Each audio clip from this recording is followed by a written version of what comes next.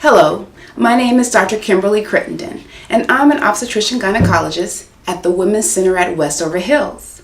Today, it's time to know your health.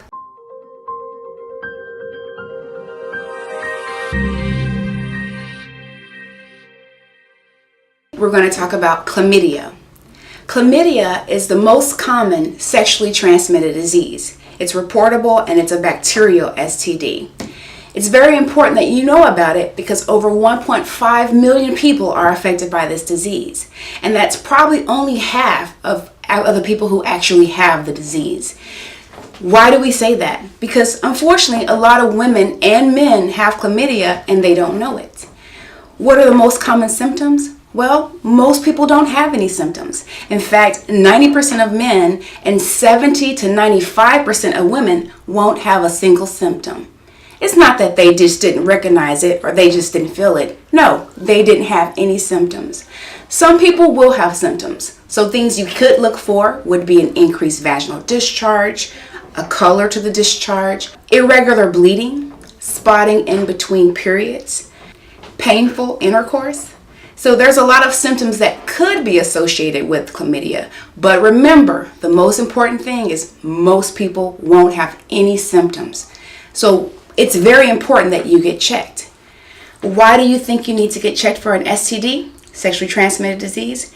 Because unfortunately, it can cause serious damage to your body. It can cause problems with having kids. Infertility is a very common problem of chlamydial infections.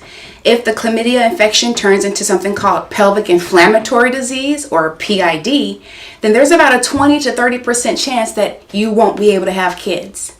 1% chance of having an ectopic pregnancy, meaning the pregnancy gets stuck in the tube. So we want to prevent this for you. We want you to be able to have a family. Why else is it important to get checked for STD or sexually transmitted disease?